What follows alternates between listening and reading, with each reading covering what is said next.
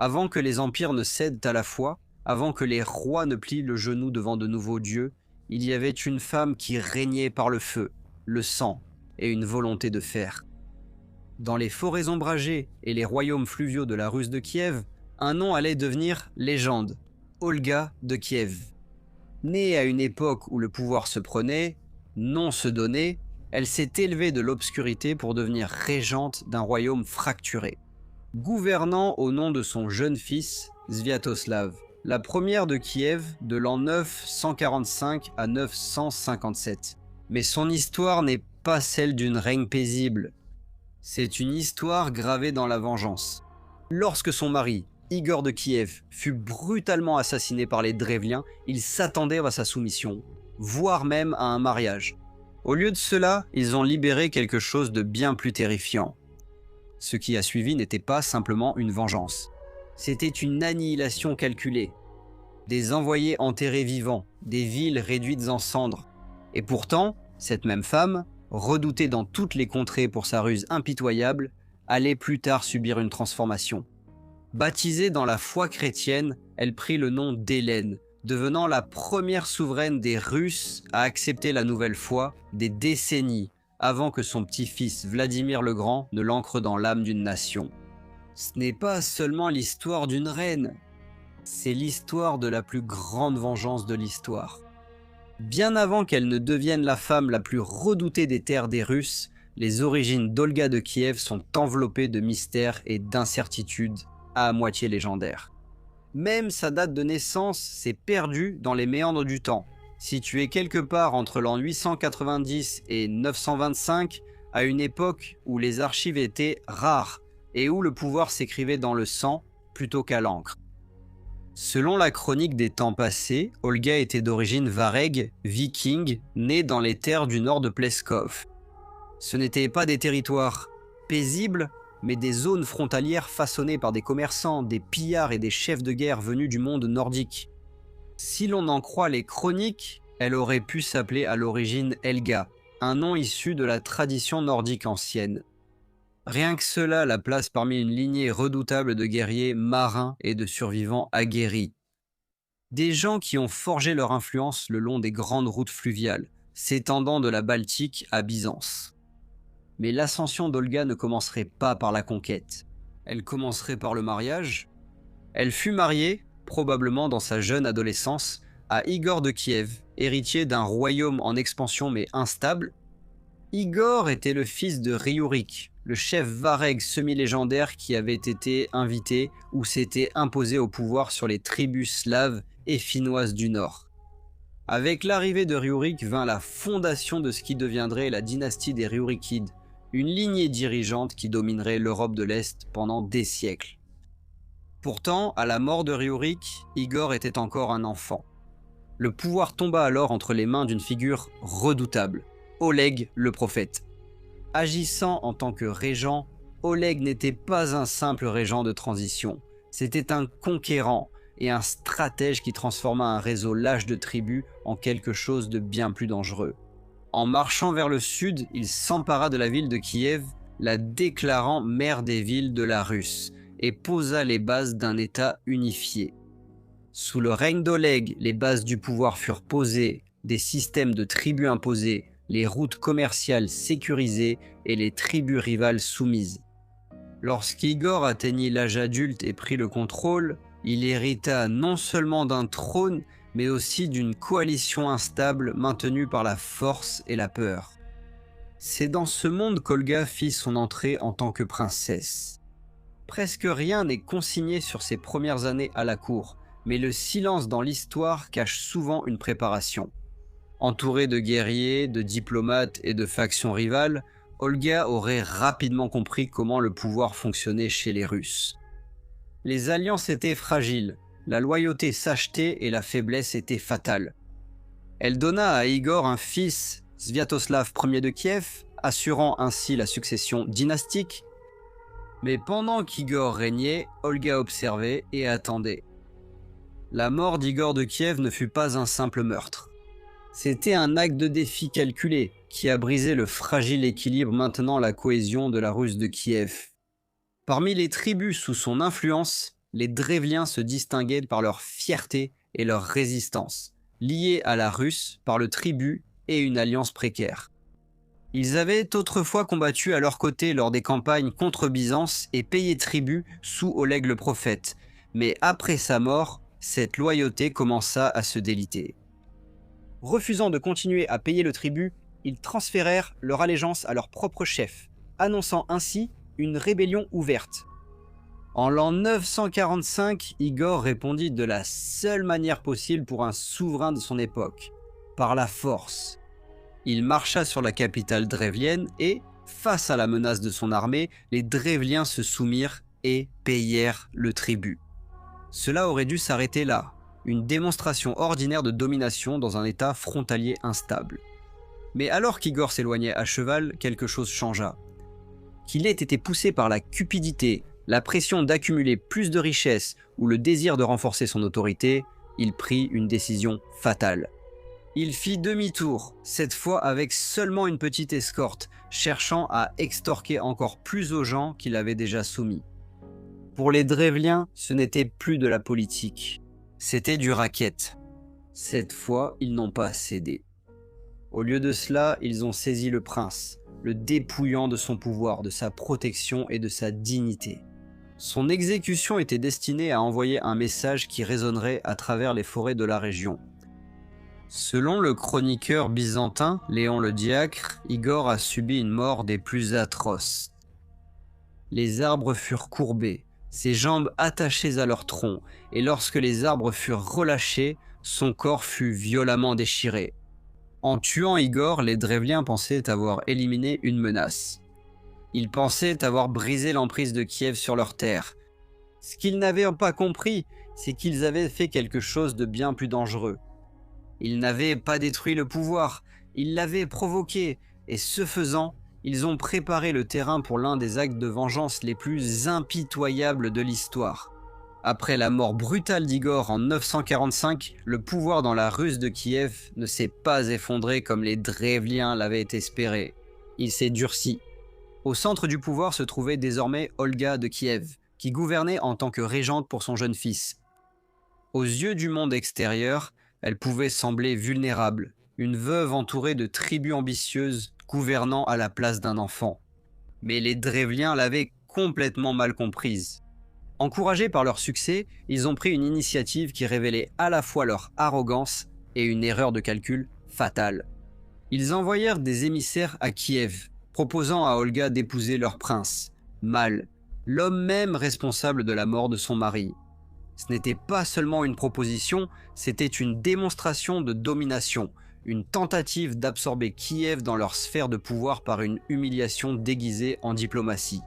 Lorsque les 20 émissaires drevliens arrivèrent en bateau à Kiev, ils transmirent leur message avec assurance, s'attendant à une soumission.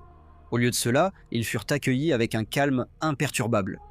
Olga écouta puis répondit avec des paroles qui cachaient bien plus qu'elles ne révélaient. Elle leur dit que leur proposition lui plaisait, que son mari ne pouvait pas revenir d'entre les morts et qu'elle souhaitait les honorer publiquement devant son peuple. Elle leur ordonna de retourner à leur bateau et d'attendre avec fierté, promettant que le lendemain, ils seraient portés devant sa cour lors d'une démonstration de respect digne de leur statut. Les envoyés, convaincus d'avoir réussi, obéirent sans méfiance. Le lendemain, tout se déroula exactement comme elle l'avait dit. Le peuple de Kiev sortit à la rencontre des Drevliens et les souleva alors qu'ils étaient encore assis dans leur bateau, les portant comme lors d'une grande procession. Les envoyés pensaient qu'il s'agissait d'un grand honneur, mais derrière cette cérémonie se cachait un piège préparé à l'avance. Une grande tranchée avait été creusée la veille sur ordre d'Olga. Lorsque le cortège atteignit sa cour, le bateau et les hommes qui s'y trouvaient furent soudainement précipités dans la fosse. De la terre fut jetée sur eux alors qu'ils se débattaient, les enterrant vivants. Olga elle-même se pencha au-dessus du bord, les regardant suffoqués, et demanda froidement s'ils appréciaient l'honneur qu'on leur faisait. Ce n'était pas simplement une exécution, c'était un message, le premier acte d'une campagne de terreur soigneusement calculée. Mais Olga était loin d'en avoir fini. Elle fit parvenir un message aux Drevliens, leur demandant d'envoyer leurs hommes les plus distingués, des chefs dignes de l'escorter auprès du prince mâle avec les honneurs qui lui étaient dus. Ignorant du sort de la première délégation, les Drevliens obéirent et envoyèrent un second groupe composé de leur élite. Lorsque ces hommes arrivèrent à Kiev, Olga les accueillit avec une générosité apparente, leur offrant la possibilité de se baigner avant de la rencontrer. Dans la culture de l'époque, c'était un geste d'hospitalité et de respect. Les hommes entrèrent dans la maison de bain, s'attendant à du confort et à une cérémonie. Au lieu de cela, Olga donna un seul ordre. Les portes furent scellées et le bâtiment fut incendié. Enfermés à l'intérieur, les nobles Drevliens brûlèrent vifs, leur mort dissimulée derrière l'illusion de la courtoisie royale. Pourtant, la vengeance d'Olga n'était pas encore assouvie. Elle envoya un autre message, cette fois en demandant aux Drevliens de préparer un grand festin funéraire dans la ville où Igor avait été tué. Elle affirma qu'elle souhaitait pleurer son mari convenablement sur sa tombe. Croyant que sa colère avait été apaisée et désireux de mettre fin au conflit, les Drevliens acceptèrent. Olga arriva avec une petite suite et, fidèle à sa parole, elle pleura sur la tombe d'Igor et organisa un banquet funéraire. Les Drevliens se joignirent à elle, buvant abondamment, croyant qu'il s'agissait d'une réconciliation. Mais à mesure que la nuit avançait et que leur sang s'émoussait, Olga donna le signal. Ces hommes tombèrent sur les Drevliens sans avertissement, les massacrant là où ils étaient assis. Les chroniques affirment que 5000 Drevliens furent tués en une seule nuit et qu'Olga elle-même se déplaçait parmi ces guerriers, les encourageant, veillant à ce qu'aucun ne soit épargné. Leur commandement anéanti, Olga retourna à Kiev pour préparer le coup final. Elle rassembla une armée et marcha sur la capitale drevlienne, la même ville où Igor avait été assassiné. La campagne commença avec une force écrasante et la résistance drevlienne fut repoussée derrière ses murailles. Pourtant, la ville tint bon. Pendant 1 an, le siège s'éternisa sans victoire décisive. La faim et l'épuisement tenaillaient les défenseurs, mais ils refusèrent de se rendre, sachant ce qui les attendait s'ils le faisaient. Puis, Olga changea de tactique. Elle envoya un message dans la ville, proposant des conditions qui semblaient presque clémentes. Elle fit remarquer que d'autres villes s'étaient déjà soumises et vivaient désormais en paix, payant un tribut et poursuivant leur vie. « Pourquoi » demanda-t-elle. « Cette ville devrait-elle choisir plutôt la famine ?» Les Drevliens répondirent qu'ils accepteraient de payer un tribut, mais craignaient toujours sa vengeance. Olga répondit qu'elle s'était déjà suffisamment vengée du meurtre de son mari et de la mort de ses envoyés. Elle demanda seulement un petit signe de soumission, 3 pigeons et 3 moineaux de chaque foyer. Cela semblait d'une clémence absurde. Soulagés et pleins d'espoir, les Drevliens acceptèrent aussitôt. Mais une fois de plus, la clémence d'Olga n'était qu'une illusion. Elle ordonna à ses soldats d'attacher à chaque oiseau de petits morceaux de tissu imbibés de soufre. À la faveur de la nuit, ils mirent le feu aux oiseaux et les relâchèrent. L'instinct poussa les oiseaux à retourner dans leur nid sous les toits des maisons de la ville. En quelques instants, les incendies commencèrent à se propager. Puis ils se multiplièrent. Ils ont alors tout consumé. La ville s'est embrasée d'un seul coup, des flammes jaillissant de chaque coin, de chaque maison, de chaque bâtiment. La panique a suivi alors que les habitants fuyirent l'enfer pour se retrouver face aux troupes d'Olga qui les attendaient. Alors que la ville brûlait, ses soldats abattaient ceux qui tentèrent de s'échapper. D'autres furent capturés ou réduits en esclaves. Au final, Olga n'a pas seulement vengé son mari, elle a rétabli un contrôle absolu sur son royaume. Sa campagne contre les Drevliens n'était pas une violence arbitraire. Elle était méthodique, progressive et inoubliable. Chaque acte était conçu pour envoyer un message plus fort que le précédent. La rébellion ne serait pas simplement punie, elle serait anéantie. Vers le milieu du Xe siècle, l'histoire d'Olga de Kiev prit un tournant dramatique, passant du feu et de la vengeance à la foi et à la diplomatie. Dans les années 950, elle entreprit un voyage qui allait transformer non seulement sa vie, mais aussi l'avenir spirituel de son royaume. Elle se rendit à Constantinople, le cœur étincelant de l'Empire byzantin, pour rencontrer l'empereur Constantin VII. C'était un geste audacieux qui montrait qu'Olga n'était plus seulement une dirigeante régionale, mais une personnalité évoluant sur la scène des grands empires. Les sources qui nous sont parvenues, 3 en particulier, dressent des tableaux remarquablement différents de ce qui s'est passé. Le récit le plus officiel provient du livre des cérémonies, un guide détaillé du protocole de cour rédigé ou commandé par Constantin le VIIe lui-même. Dans ce texte, la visite d'Olga est présentée comme une rencontre diplomatique exemplaire, soigneusement chorégraphiée selon la coutume byzantine. Elle n'est pas dépeinte comme une barbare étrangère, mais comme une souveraine respectée, reçue avec honneur. Son entourage comprenait des nobles et des princes de la Russe, des dizaines de marchands, et même un prêtre nommé Grégoire. Le message est clair.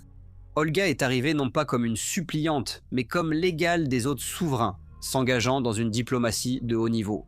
Certaines sources racontent une histoire différente. Des récits byzantins et slaves ultérieurs, comme ceux conservés dans la chronique primaire, transforment sa visite en quelque chose de bien plus dramatique et symbolique. Dans ces récits, le voyage d'Olga devient non seulement politique, mais aussi spirituel, un tournant où la redoutable dirigeante des Russes rencontre la puissance et la grandeur du christianisme. La ville de Constantinople, avec ses églises imposantes, ses dômes dorés et ses rituels élaborés, aurait constitué un contraste saisissant avec les traditions païennes de sa patrie. Ici, on raconte qu'Olga aurait embrassé une nouvelle foi. Selon ces traditions, elle aurait été baptisée pendant son séjour, prenant le nom chrétien d'Hélène, un acte qui fit d'elle la première souveraine des Russes à se convertir au christianisme. Certaines versions embellissent encore l'histoire, affirmant que Constantin le VIIe lui-même aurait été son parrain. Un geste symbolique qui a élevé son statut et forgé un lien politique entre Kiev et Constantinople. Qu'elle soit réelle ou légendaire, la signification est claire. Olga se forgeait une nouvelle identité, mêlant stratégie politique et transformation personnelle. Selon la chronique des temps passés, Olga est morte de maladie en l'an 969. Son fils pleura sa mort avec un grand chagrin, tout comme ses petits-fils et tout le peuple. Ils l'emportèrent donc et l'enterrèrent dans sa tombe. Bien qu'il désapprouvât la tradition chrétienne de sa mère, Sviatoslav respecta la demande d'Olga et permit à son prêtre Grégoire de célébrer des funérailles chrétiennes sans le festin rituel païen. Sa tombe resta à Kiev pendant plus de 2 siècles, mais elle fut détruite par les armées mongoles tatars de Batou-Khan en l'an 1240. Au moment de sa mort, il semblait que la tentative d'Olga de faire de la Russe de Kiev un territoire chrétien avait échoué. Néanmoins, la mission de christianisation d'Olga serait accomplie par son petit-fils Vladimir, qui adopta officiellement le christianisme en l'an 988 A. La chronique des temps passés met en avant la sainteté d'Olga en contraste avec les païens qui l'entourèrent de son vivant, ainsi que l'importance de sa décision de se convertir au christianisme. Olga est vénérée comme une sainte dans les pays de langue slave orientale, où les églises utilisent le rite byzantin. La chronique des temps passés note ceci à propos d'Olga. Elle fut la précurseur de la terre chrétienne, tout comme l'aurore précède le soleil, comme l'aube précède le jour. Car elle brillait comme la lune dans la nuit, et elle rayonnait parmi les infidèles comme une perle dans la boue, puisque le peuple était souillé et pas encore purifié de son péché par le saint baptême.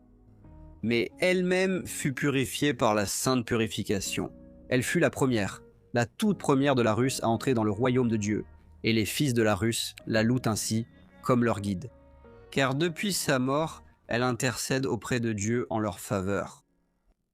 À une époque de tourmente et de lutte incessante, Marguerite s'est imposée comme un phare de résilience et de destinée, au milieu du chaos qui consumait l'Angleterre. Pour saisir l'ampleur du parcours de sa vie, il faut d'abord démêler la saga épique de son époque. Marguerite est née dans l'ombre d'un héritage profond, fille d'Édouard l'Exilé, l'héritier légitime du trône d'Angleterre. Édouard était le fils d'Edmond Côte-de-Fer, un roi guerrier déchu dont la mort en 1016 annonça l'ascension de Knut le Grand. Knut, un souverain avisé et redoutable, avait conclu un pacte avec Côte-de-Fer. Si l'un périssait, la lignée de l'autre hériterait du royaume. Fidèle à sa nature, Knut, toujours le stratège rusé, chercha à éteindre la lignée de son rival. Il envoya le jeune Édouard, désormais connu comme l'exilé, ainsi que son frère, à la cour du roi Olaf de Suède en complotant la mort des garçons. Pourtant, le destin en avait décidé autrement. Olaf, malgré le plan perfide de Knut, épargna les jeunes princes. Ainsi, Édouard et son frère entreprirent un voyage périlleux à travers les cours de Russie et d'Europe, trouvant finalement refuge dans les lointaines terres de Hongrie.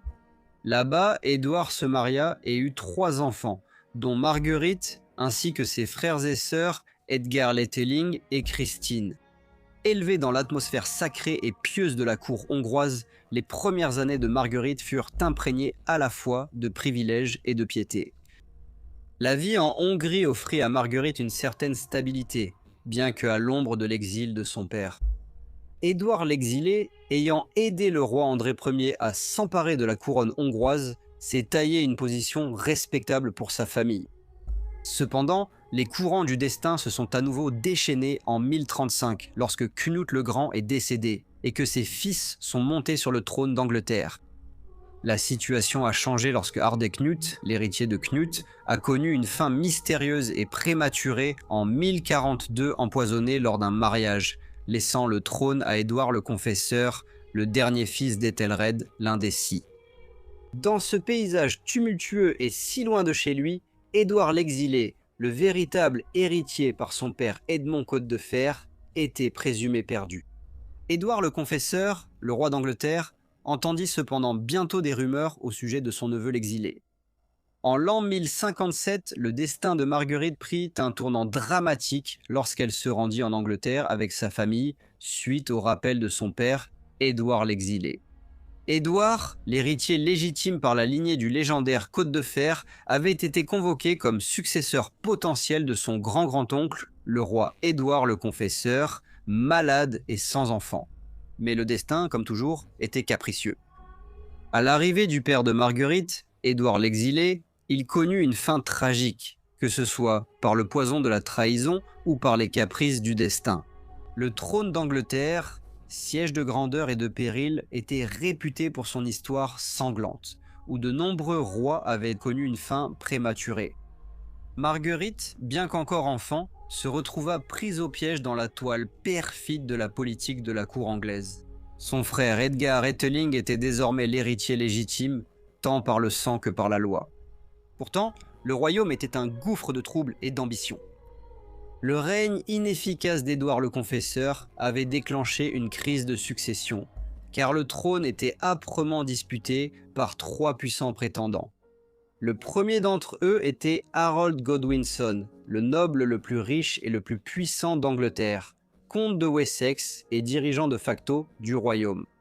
Le deuxième était Guillaume, duc de Normandie, qui revendiquait le trône sur la base d'un serment que Harold lui aurait prêté lors d'une captivité antérieure. Le troisième était le légendaire guerrier viking Harald Hardrada, roi de Norvège, qui affirmait sa revendication grâce à un pacte juré par Harthacnut à Magnus le Bon, son prédécesseur. Lorsque le roi Édouard le Confesseur mourut en janvier 1066, le destin de l'Angleterre était en jeu. Le Witan, composé des grands seigneurs, des comtes et des évêques du royaume, choisit Harold Godwinson comme nouveau roi. L'ère des rois vikings avait bouleversé l'Angleterre, et le Witan, n'étant plus lié à la lignée d'Alfred le Grand, jugea bon d'installer Harold, le plus puissant d'entre eux, comme commandant de confiance pour les diriger. Pourtant, le destin demeurait capricieux. Harold Godwinson triompha lors d'un affrontement féroce à Stamford Bridge, où il vainquit et tua Harald Hardrada. Mais sa victoire fut de courte durée, car le redoutable duc Guillaume de Normandie l'affronta lors de la bataille d'Hastings. L'affrontement résonnerait à travers les annales de l'histoire, et Guillaume en sortit victorieux, gagnant le titre de Guillaume le Conquérant, changeant à jamais le cours du destin de l'Angleterre. Le frère de Marguerite, Edgar, fut momentanément acclamé comme le roi légitime d'Angleterre, mais alors que les forces de fer de Guillaume le Conquérant s'abattèrent sur Londres, le cours du destin changea radicalement. Le Witan, au lieu de rassembler le courage de défendre leur ville, trahit les siens. Ils ouvrirent les portes aux légions de Guillaume, livrant Edgar entre les mains du conquérant. Le noble Edgar fut rapidement transporté en Normandie, où il devint prisonnier. Il fut renvoyé en Angleterre en l'an 1068 et retrouva Marguerite et sa sœur Christine. D'une manière ou d'une autre, les derniers descendants d'Alfred réussirent à échapper à leur captivité normande et se dirigèrent vers l'étendue sauvage de la Northumbrie. Selon la légende, la mère de Marguerite, Agathe, veuve mais résolue, tenta de fuir les côtes de la Northumbrie et de retourner sur le continent européen avec ses enfants. Mais la colère des éléments a contrecarré ses plans. Une tempête féroce s'abattit sur leurs navires, les projetant loin vers les régions nord de l'Écosse. Là, en l'an 1068, ils firent naufrage sur les rivages sauvages et indomptés du royaume écossais. Dans cette terre étrangère, ils trouvèrent refuge sous la protection du roi Malcolm III, le souverain audacieux et légendaire des Écossais. Selon les chroniques d'Orderic Vitalis, Malcolm s'était rendu à la cour d'Édouard le Confesseur en l'an 1059, cherchant à épouser Marguerite, la parente d'Édouard. Ainsi, la tempête qui jeta Marguerite et sa famille en Écosse a peut-être été guidée par le destin, la menant vers sa voie prédestinée. Malcolm le III, veuf avec 2 fils, Donald et Duncan, aurait été attiré par l'union avec l'une des dernières membres survivantes de la maison royale anglo-saxonne de Wessex. Le couple s'est marié en 1070, marquant une union mémorable qui a élevé Marguerite au rang prestigieux de reine consort. Leur mariage, un spectacle d'opulence et de cérémonie, a scellé le destin de Marguerite, la faisant passer d'exilée à reine. Pourtant, le frère de Marguerite, Edgar, demeurait un symbole inébranlable de résistance face à la force écrasante de Guillaume le Conquérant. Sa rébellion audacieuse en Northumbrie a déclenché une riposte catastrophique, connue dans l'histoire sous le nom de dévastation du Nord. Au cours de l'hiver impitoyable de l'année 1069, Guillaume lança une campagne brutale et implacable pour écraser la résistance des Northumbriens. La présence du dernier prétendant de Wessex au trône, Edgar Ætheling, a déclenché de violentes révoltes parmi les anglo-saxons, les anglo-scandinaves et les Danois.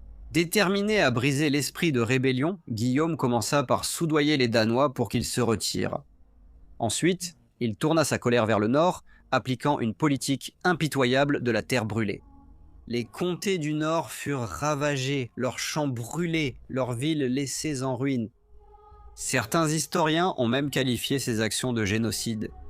Le livre du jugement dernier de l'année 1086 dresse un tableau sombre, indiquant que jusqu'à 75% de la population a soit péri, soit disparu.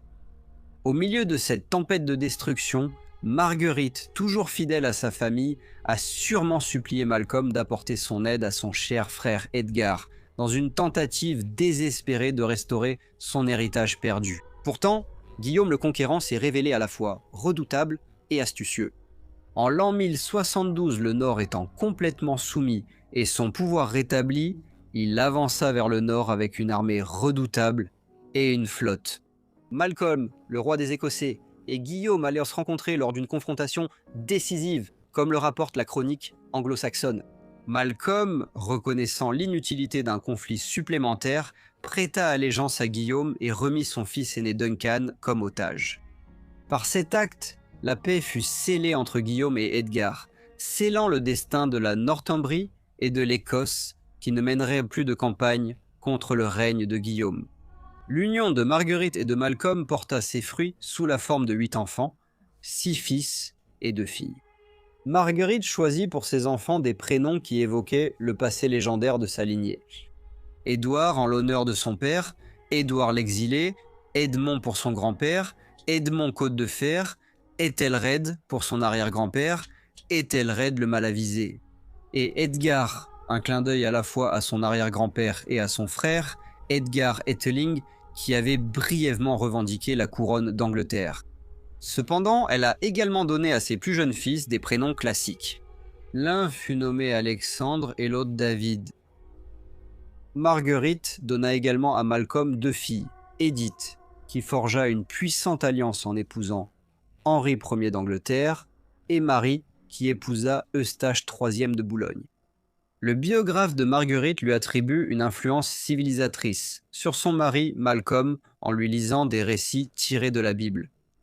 Elle a initié des réformes religieuses et a œuvré pour conformer les pratiques de l'Église écossaise à celles de l'Église continentale qu'elle avait connue durant son enfance.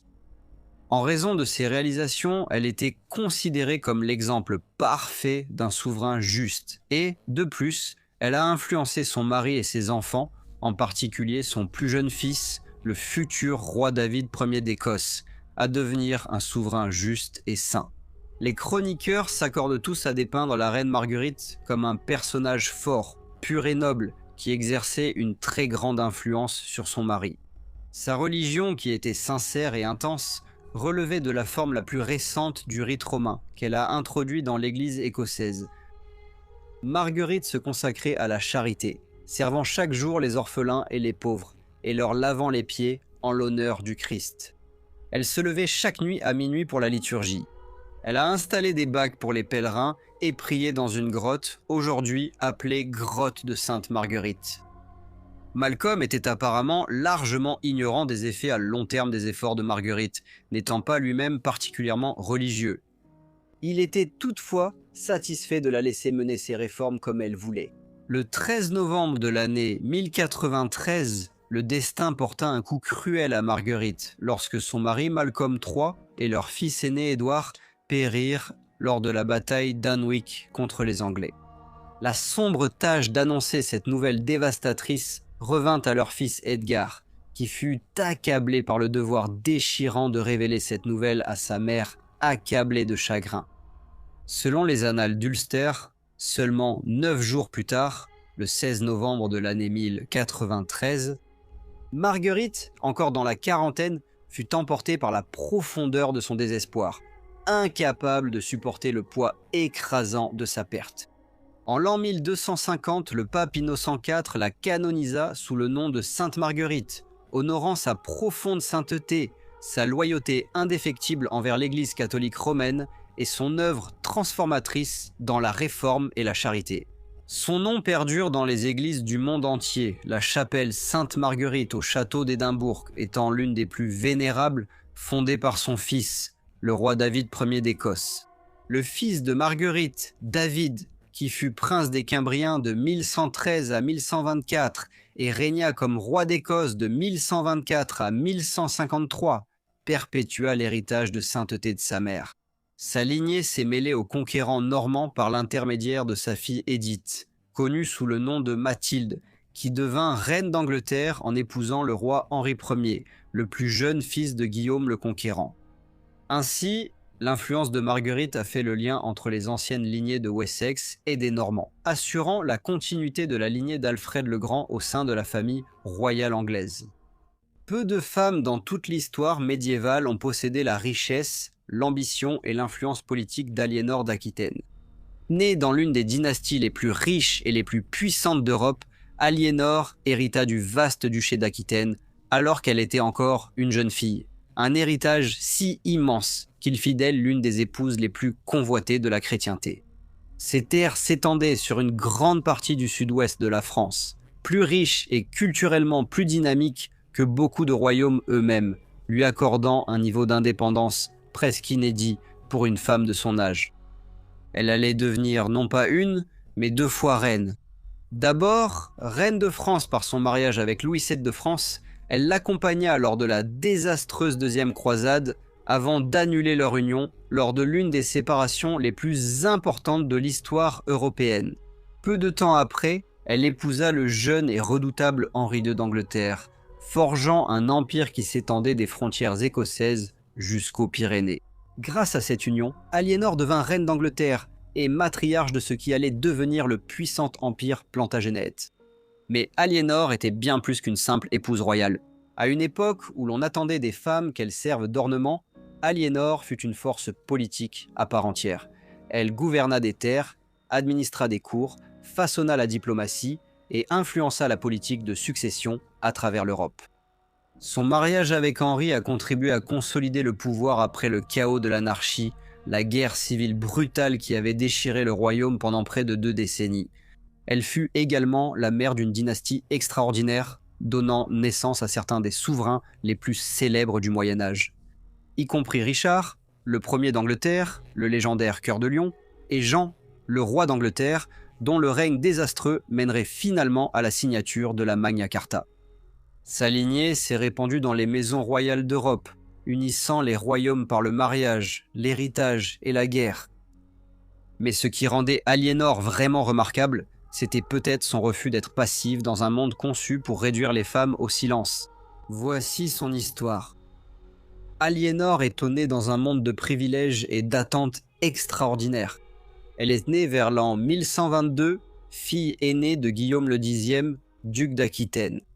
Par son père, Aliénor appartenait à l'une des plus anciennes et illustres maisons nobles d'Europe, une dynastie dont les racines s'enfonçaient profondément dans le paysage politique fracturé de la France post-carolingienne. Elle est généralement considérée comme une descendante de Charlemagne. Son grand-père, Guillaume IX, était l'un des hommes les plus fascinants et controversés de son époque, un duc guerrier. Il était célèbre pour ses liaisons scandaleuses et sa nature rebelle. Il semble qu'Aliénor ait hérité de lui de bien plus que du sang. Elle a hérité d'un héritage d'indépendance, de sophistication, de caractère et d'un esprit de défi qui allait plus tard définir sa propre vie. L'Aquitaine elle-même n'était pas un héritage ordinaire. Elle était vaste, riche et culturellement distincte des paysages plus froids et plus rigides du nord de la France. Ses cours étaient réputés pour leur raffinement, leur musique, leur poésie et leur érudition. À bien des égards, l'Aquitaine donnait l'impression d'être un monde à part, plus chaud, plus riche et plus cosmopolite. Être la duchesse d'Aquitaine, c'était posséder des terres qui rivalisaient avec celles des rois en richesse et en influence. La mère d'Aliénor est morte alors qu'elle était encore jeune, et une grande partie de ses premières années s'est probablement déroulée sous la surveillance attentive de la cour de son père. Contrairement à beaucoup de jeunes filles nobles de l'époque, Aliénor semble avoir reçu une éducation très complète. Elle a presque certainement appris le latin, reçu une instruction religieuse, des notions de gestion domestique, ainsi que les coutumes attendues d'une dame de haute naissance. Mais elle a également grandi dans un environnement imprégné de littérature, de diplomatie et de culture aristocratique. Elle aurait grandi en entendant des chansons d'amour, de guerre et de chevalerie, entourée de clercs, de poètes, de nobles et de chevaliers. La tragédie et la fortune sont arrivées main dans la main alors qu'Aliénor était encore au début de son adolescence. En l'an 1137, son père mourut subitement, probablement d'une maladie. Sa mort transforma Aliénor du jour au lendemain, passant du statut de fille de noble à celui d'héritière la plus convoitée d'Europe. À peine âgée de 15 ans, elle hérita du duché d'Aquitaine et du pays de Bondieu, devenant ainsi l'une des femmes les plus riches et les plus puissantes de la chrétienté. Sa position était à la fois enviable et dangereuse. Une jeune héritière non mariée, régnant sur d'aussi vastes terres, était un enjeu politique inestimable pour quiconque. Le roi de France agit rapidement. En quelques mois, Aliénor fut mariée à son fils, le futur roi de France, Louis VII. Lorsqu'Aliénor épousa le jeune prince à l'été 1137, ce ne fut pas seulement un mariage royal, mais un événement politique qui bouleversa l'équilibre des pouvoirs en Europe occidentale. Reconnaissant le danger de laisser un tel héritage tomber entre les mains de rivaux, le roi Louis VI de France ne perdit pas de temps pour faire entrer Aliénor dans sa dynastie. Avant la fin de l'année, la jeune duchesse était devenue la reine de France. Quelques jours après le mariage, Louis VI mourut, et les jeunes mariés furent soudainement élevés à la plus haute fonction du royaume. Mais si Aliénor avait été façonnée par la cour vibrante et sophistiquée d'Aquitaine, la cour française était un tout autre monde. Elle était plus froide à tous égards, moins joyeuse, plus rigide, imprégnée de piété et de cérémonial du Nord. Louis lui-même était un jeune homme profondément dévot et sérieux, destiné à l'origine à une vie dans l'Église avant la mort de son frère aîné qui l'a propulsé dans la ligne de succession. Il était introspectif, austère et parfois d'un sérieux douloureux. Aliénor, en revanche, était intelligente, vive, politiquement avertie et habituée au raffinement ainsi qu'à la liberté relative du Sud. Dès le début, le mariage fut une union d'opposés. Bien qu'elle fût reine, Aliénor n'était pas un simple ornement passif. Elle s'imposa rapidement comme une présence dominante à la cour, apportant avec elle la richesse culturelle de l'Aquitaine. Poète, musicien, manières et goûts inconnus de beaucoup dans le nord de la France. Elle était admirée, faisait l'objet de commérages et suscitait parfois un ressentiment discret. Sa beauté et sa richesse à elle seule la rendaient impossible à ignorer. Sa confiance la rendait encore plus difficile à contenir. En l'an 1145, des événements survenus en Orient ont changé le cours de sa vie. On apprit que la ville chrétienne d'Édesse était tombée aux mains des forces musulmanes, ce qui choqua la chrétienté latine et poussa Eugène Troué à lancer un appel pour une nouvelle croisade. Animé par la ferveur religieuse et peut-être par un désir de gloire, Louis VII prit la croix. Fait remarquable, Aliénor fit de même. C'était une décision extraordinaire. Les reines médiévales n'accompagnaient pas habituellement les armées à travers les continents dans des zones de guerre. Pourtant, Aliénor n'était pas une reine ordinaire. En l'an 1147, elle partit pour la Terre Sainte aux côtés de son mari, accompagnée d'une suite venue d'Aquitaine. Cependant, la deuxième croisade allait s'avérer désastreuse. L'armée française subit des pertes catastrophiques en traversant l'Anatolie, affaiblie par un mauvais commandement, des échecs logistiques et des attaques incessantes. La faim, l'épuisement et le chaos ravagèrent l'expédition. Lors de la traversée désastreuse du mont Cadmus, de nombreux soldats furent massacrés après que l'avant-garde se soit séparée du gros des troupes. Louis fut largement critiqué pour son indécision et son manque de capacité militaire. Aliénor, quant à elle, se sentit de plus en plus désabusée, non seulement par la croisade, mais aussi par son mari. Lorsque le cortège royal arriva enfin à Antioche, Aliénor retrouva son oncle charismatique, Raymond, le prince d'Antioche. Raymond était tout ce que Louis n'était pas. Mondain, martial, politique, ambitieux sur le plan politique et à l'aise avec les dures réalités de la guerre aux frontières. Il cherchait le soutien d'Aliénor pour ses campagnes contre les forces musulmanes dans le nord de la Syrie, mais Louis, déterminé à poursuivre vers Jérusalem, refusa. Ce qui suivit devint l'un des grands scandales de l'époque. Des rumeurs se répandirent selon lesquelles Aliénor et Raymond étaient devenus trop proches, laissant entendre une liaison adultère et incestueuse entre eux. Il est impossible de savoir si ces accusations avaient un fond de vérité. Les chroniqueurs médiévaux n'hésitaient pas à utiliser l'insinuation contre les femmes puissantes, mais le mal était fait. La relation d'Aliénor avec Louis se détériora rapidement, empoisonnée par la déception mutuelle, les désaccords politiques et une haine personnelle grandissante. À leur retour en France, le mariage était pratiquement mort.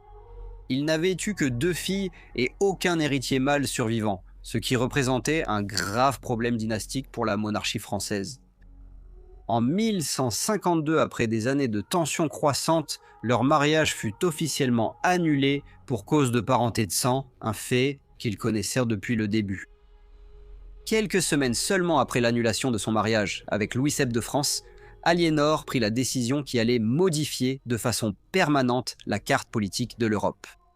En mai 1152, elle épousa le jeune et farouchement ambitieux Henri II d'Angleterre, alors encore duc de Normandie, et comte d'Anjou, un homme de près de 10 ans, son cadet. C'était une décision d'une audace stupéfiante. Aliénor venait à peine d'échapper à un mariage royal et était de nouveau l'une des héritières les plus convoitées de la chrétienté. Son héritage restait intact, l'Aquitaine lui appartenait toujours, et cela s'accompagnait d'une immense richesse, d'un territoire stratégique et d'un pouvoir politique considérable. Tout homme qui épousait Aliénor ne gagnait pas seulement une épouse, mais aussi l'accès à l'une des plus grandes prises territoriales d'Europe. Henri l'avait compris mieux que quiconque. Cette union était politiquement explosive. Grâce à Henri, les terres d'Aliénor étaient désormais réunies à la Normandie, à l'Anjou et à d'autres possessions continentales, créant ainsi un bloc de puissance qui éclipsait les domaines contrôlés directement par la couronne française. Le roi de France ne pouvait qu'observer incrédule, tandis que son ancienne reine aidait à renforcer le pouvoir de celui qui allait devenir son adversaire le plus redoutable. Au moment de leur mariage, l'Angleterre elle-même était encore sous le choc de près de 2 décennies de chaos. Le royaume avait été déchiré par l'anarchie, une guerre civile brutale déclenchée après la mort d'Henri Ier d'Angleterre en 1135. Avec la mort de son seul fils légitime dans la catastrophe de la Blanche-Nef, Henri Ier avait désigné sa fille, l'impératrice Mathilde, comme héritière. Pourtant, à la mort d'Henri, son cousin Étienne s'empara du trône, plongeant l'Angleterre dans des années d'instabilité, de loyauté changeante et d'opportunisme. Henri était le fils de Mathilde. En épousant Henri, Aliénor a considérablement renforcé sa position financière et territoriale à un moment crucial.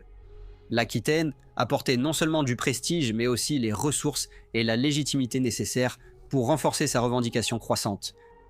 En l'an 1153, après des années d'épuisement et d'effusion de sang, un accord fut enfin trouvé. Selon le traité de Wallingford, le roi Étienne accepta de reconnaître Henri comme son héritier, déshéritant ainsi son propre fils au profit de la lignée de Mathilde. Lorsqu'Étienne mourut l'année suivante, Henri monta sur le trône en tant que roi d'Angleterre et Aliénor devint la reine d'Angleterre.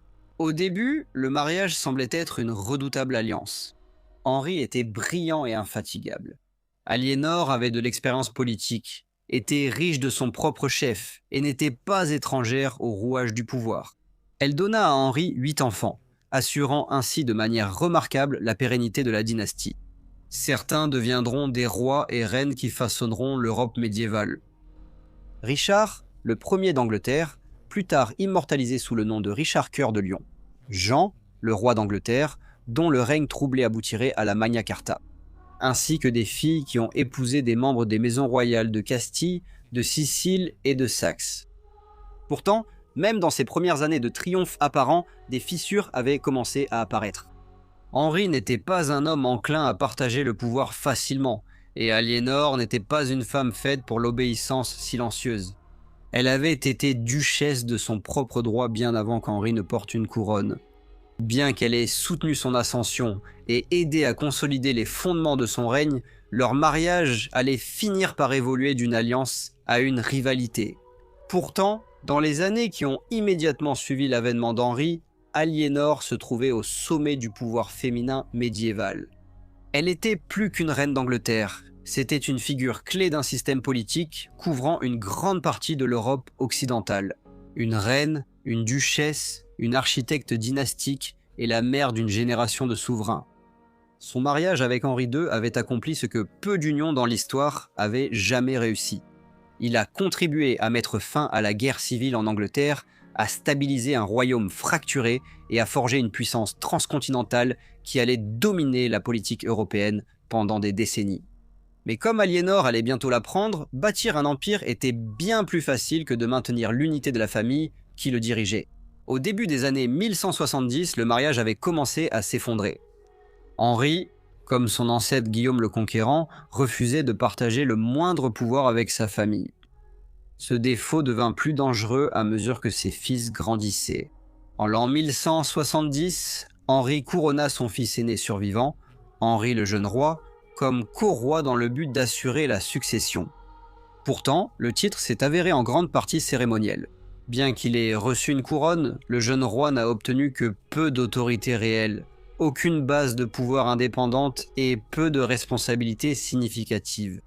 Ses jeunes frères, Richard Ier d'Angleterre et Geoffroy II, duc de Bretagne, étaient tout aussi frustrés, chacun désireux d'obtenir des terres, des titres et la reconnaissance d'un père peu disposé à relâcher son emprise sur le pouvoir. Au centre de ce mécontentement grandissant se tenait Aliénor elle-même. À ce stade, le mariage s'était depuis longtemps détérioré. Les infidélités répétées d'Henri l'avaient profondément humilié.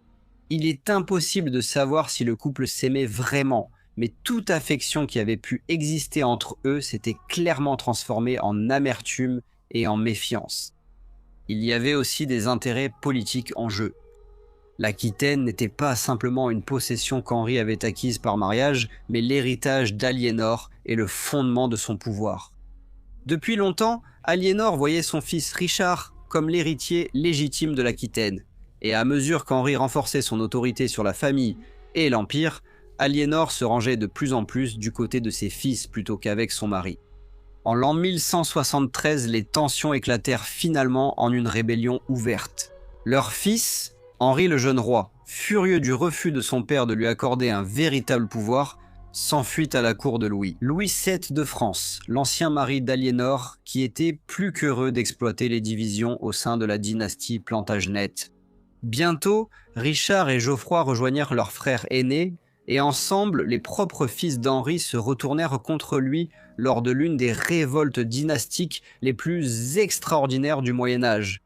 Ce qui avait commencé comme une querelle familiale s'est rapidement transformé en une crise politique d'ampleur. Des nobles mécontents à travers l'Angleterre, la Normandie, la Bretagne et l'Anjou se rallièrent à la cause du prince. Des souverains étrangers, dont les rois de France et d'Écosse, apportèrent leur soutien. Pendant un moment, il sembla possible que l'Empire lui-même se fracture sous la pression. Aliénor non plus n'était pas une simple spectatrice de ces événements. Bien que certains chroniqueurs médiévaux aient cherché à minimiser son rôle ou à en faire un scandale, il est clair qu'Aliénor a activement soutenu la rébellion de son fils. Que ce soit par calcul politique, par loyauté maternelle ou à cause d'années de ressentiment accumulés envers Henri, elle s'est résolument placée en opposition à son roi. À un certain moment pendant la révolte, Aliénor a tenté de quitter le pays, probablement dans l'intention de rejoindre ses fils ou de renforcer leur cause plus directement. Selon la tradition ultérieure, elle s'est déguisée en homme pour éviter d'être reconnue. On ignore si ce détail est avéré ou s'il s'agit d'un embellissement ultérieur. Quoi qu'il en soit, elle a été interceptée par les hommes d'Henri avant même de pouvoir s'échapper et a été placée en détention. Henri allait bientôt écraser la rébellion. Son fils et héritier, Henri le jeune roi, est mort de la dysenterie pendant la campagne, bien que le roi Henri se soit ensuite réconcilié, du moins en apparence, avec ses autres fils. Aliénor, cependant, ne reçut aucune clémence. Ses actes avaient franchi un seuil impardonnable. Elle ne s'était pas simplement disputée avec son mari, mais avait activement soutenu une révolte armée contre le roi. Henri pouvait aussi lui reprocher la mort de leur fils aîné. À partir de l'année 1173, Éléonore allait passer environ 16 ans en captivité. Il ne s'agissait pas d'une incarcération au sens où on l'aurait envoyée dans un cachot. Éléonore restait une reine d'une immense stature et sa détention était confortable. Elle était logée dans diverses résidences royales à travers l'Angleterre, autorisée à avoir des domestiques, des livres et de beaux vêtements, et elle était même autorisée à faire quelques apparitions à la cour lors des grandes fêtes religieuses ou des cérémonies. Les raisons d'Henri étaient pratiques et personnelles. Aliénor était bien trop puissante pour être laissée en liberté. En tant que duchesse d'Aquitaine et mère d'héritiers rebelles, Aliénor restait un symbole politique puissant et une véritable menace. Ainsi, pendant 16 longues années, la femme la plus puissante d'Europe devint une prisonnière royale. Pourtant, l'histoire d'Aliénor ne s'est pas arrêtée. Elle a enduré l'humiliation, la captivité et la défaite politique. Mais elle a survécu à tous. Et surtout, elle a survécu à Henri lui-même. Lorsque Henri II d'Angleterre mourut en 1189, les longues années de captivité d'Aliénor prirent enfin fin. Aliénor fut libérée par son fils, Richard Ier d'Angleterre, qui hérita enfin du trône. Pour Aliénor, désormais âgée de près de 70 ans, la liberté ne fut pas le début de la retraite, mais le commencement d'un dernier et remarquable retour au pouvoir. Richard fut couronné roi en septembre de l'année 1189, mais l'Angleterre n'était jamais destinée à être le centre de son règne. Guerrier avant tout, il se préparait déjà à partir pour la troisième croisade, déterminé à reprendre Jérusalem après sa chute aux mains de Saladin. Avant de partir, Richard confia une grande partie de la stabilité du royaume à sa mère, sachant que peu de personnes en Europe possédaient son expérience politique, son autorité ou sa légitimité dynastique. Elle parcourut l'Angleterre et les territoires continentaux, assurant la loyauté envers le règne de Richard, supervisant les affaires politiques et aidant à maintenir l'ordre dans un royaume éprouvé par l'énorme fardeau financier des croisades. Richard avait levé des sommes extraordinaires pour son expédition, vendant des charges, des terres et des privilèges afin de financer la campagne, laissant Aliénor et ses ministres gérer les conséquences. Son rôle devint encore plus crucial pendant la longue absence de Richard. Son jeune frère Jean, ambitieux et profondément peu fiable, commença à manœuvrer pour obtenir plus d'influence pendant que Richard était à l'étranger. Aliénor agit avec prudence pour contenir les ambitions de Jean et préserver la succession, consciente que la stabilité de la dynastie dépendait du maintien de la paix au sein de la famille afin d'éviter un nouveau conflit ouvert. En 1192, une crise éclata lorsque Richard fut capturé sur le chemin du retour de la croisade par Léopold V, le duc d'Autriche, puis remis à Henri VI, l'empereur du Saint-Empire romain germanique. La rançon exigée pour sa libération était colossale. À un âge où la plupart des souverains se seraient complètement retirés de la vie publique, Aliénor prit personnellement en charge la libération de son fils. Elle supervisa la levée des impôts, la collecte des trésors et l'énorme effort financier nécessaire pour réunir la rançon. Son engagement ne s'arrêta pas là. Bien qu'elle ait déjà plus de 70 ans, Aliénor voyagea personnellement à travers l'Europe pour remettre la rançon et négocier la libération de Richard, une entreprise extraordinaire qui témoignait à la fois de son endurance et de sa détermination politique. Richard fut finalement libéré en 1194 et retourna dans ses domaines, bien qu'il ait passé peu de temps en Angleterre par la suite, se concentrant plutôt sur la défense de ses territoires continentaux contre Philippe II de France. Même après le retour de Richard, Aliénor demeura une présence influente, continuant à conseiller, à servir de médiatrice et à gérer les affaires dynastiques. Cependant, le règne de Richard prit bientôt fin brusquement en 1199 lorsqu'il fut mortellement blessé lors du siège du château de Chalus, en France. Sa mort déclencha une nouvelle crise de succession, mais une fois de plus, Aliénor agit rapidement. Bien qu'elle fût désormais âgée, elle joua un rôle décisif pour assurer la succession de son plus jeune fils survivant, Jean. Aliénor passa ses dernières années dans un monastère.